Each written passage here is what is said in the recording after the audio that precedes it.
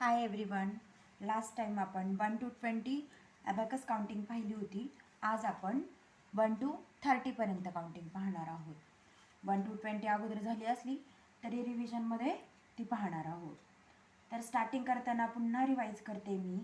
हे 2 decimal point आणि हे 2 पॉईंट सोडून इथे आपण ह्या हाऊस पॉईंटरला स्टार्टिंग केली होती.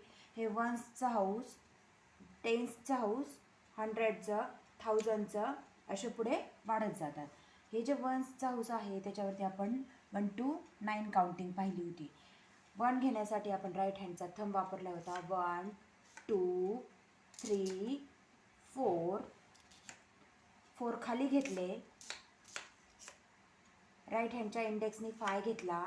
6 7 8 9 आणि पिंच आउट पोझिशनमध्ये आपण 9 मायनस केले होते आणि लेफ्ट हँडने 10 घेतला होता.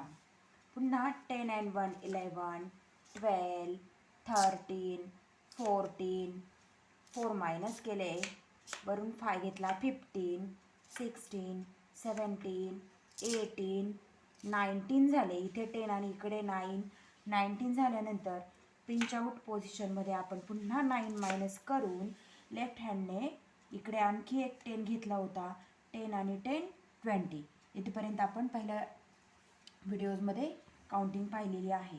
आता आपण 21 to 30 पाहणार आहोत. तर 20 इथे 10 आणि 10 20 आहेत. आता 21 करताना आपण राईट हँडच्या थंबने इथे 1 घेतला.